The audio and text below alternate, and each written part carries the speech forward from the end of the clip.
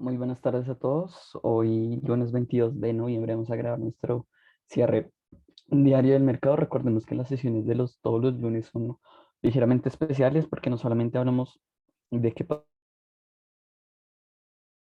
pasó en el mercado, sino que además recordamos a todos nuestros seguidores que hay que tener en cuenta para esta semana respecto a lo que pasó la semana anterior en temas macroeconómicos.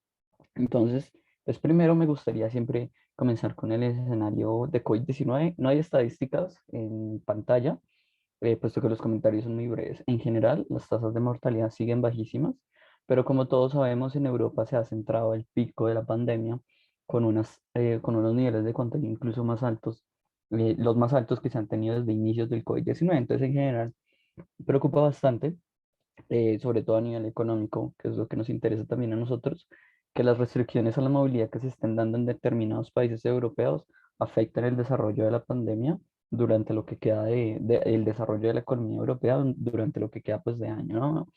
Entonces, definitivamente esto es bastante preocupante y todo el mercado va a estar pendiente a cuál va a ser el desarrollo de, de la pandemia. En general, adicionalmente, se ha demostrado que a pesar de que la vacunación es muy buena, definitivamente los efectos o sea, los efectos positivos de la vacunación cada vez se van disminuyendo, por eso hay que seguir constantes con el tema de los refuerzos de vacunaciones.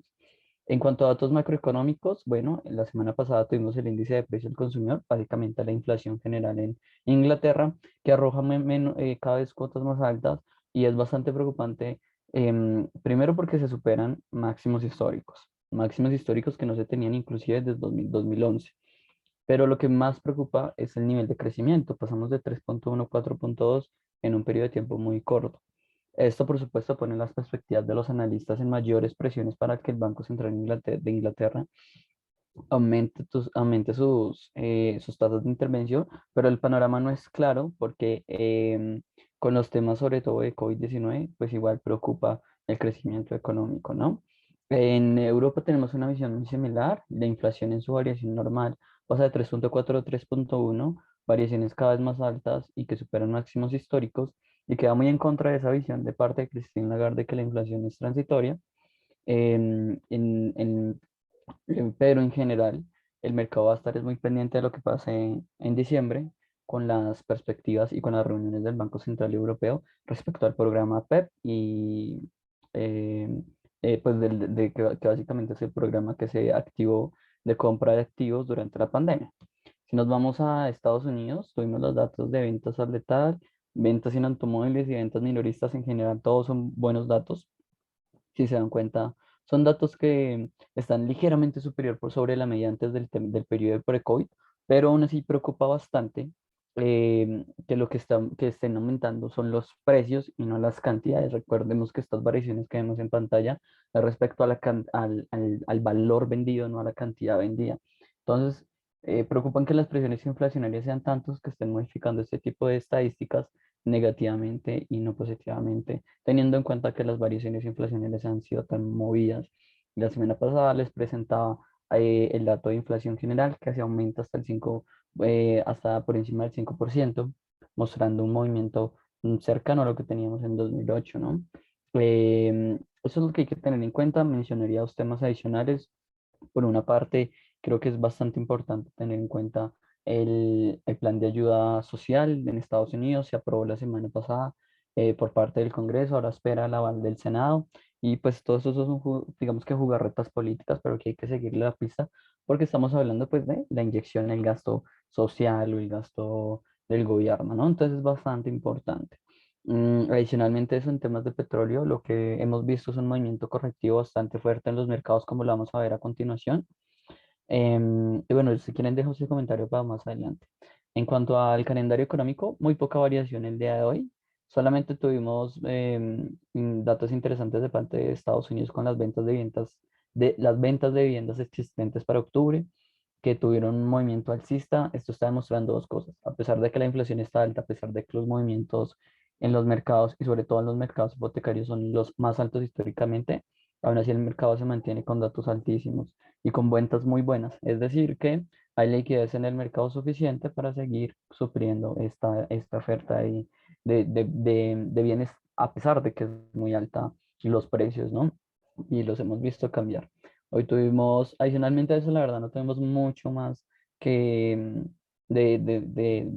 como para resaltar, ¿no?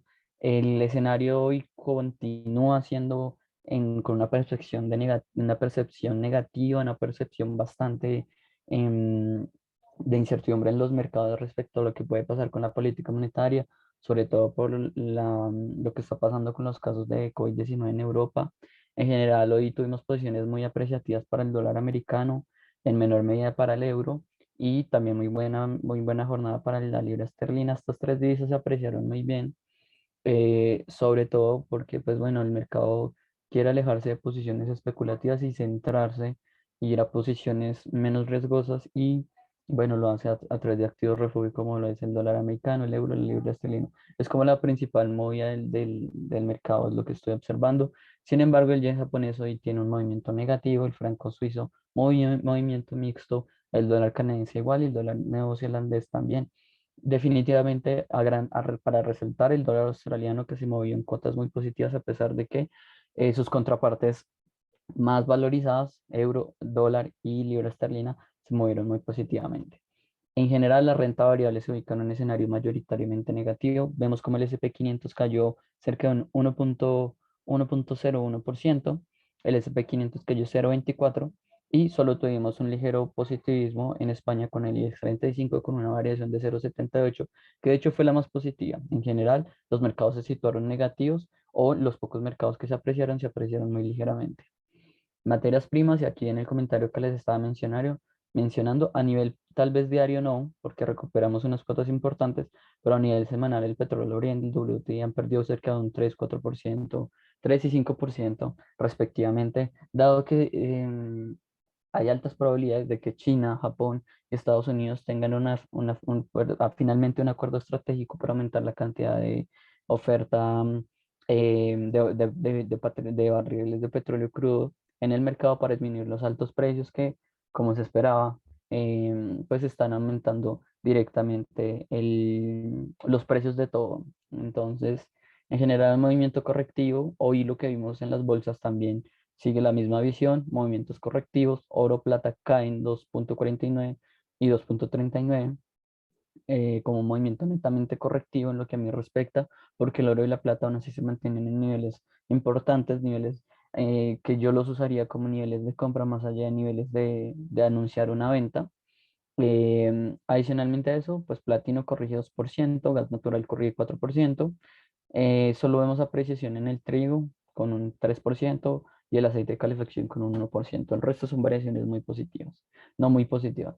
En cuanto al escenario de criptomonedas, seguimos la misma tónica. El mercado en general se está situando bastante negativo y las perspectivas están yendo hacia los mercados más especulativos, como es las criptomonedas. Hoy tuvimos variaciones del orden del 6-8% en ese rango para todas las criptomonedas, mostrando clara debilidad en los precios. Bitcoin, como les mencionaba la semana pasada, perder la cuota de los 60.000 representaba un riesgo clarísimo para ir a cuotas más bajas. Bitcoin en este momento se ubica en los $55.000. Eso es todo por el día de hoy. Nos vemos mañana en nuestro informe de apertura diaria del mercado. Espero que tengan un buen día. Hasta luego. Por supuesto, denle like y compartan este video. Muy buen día.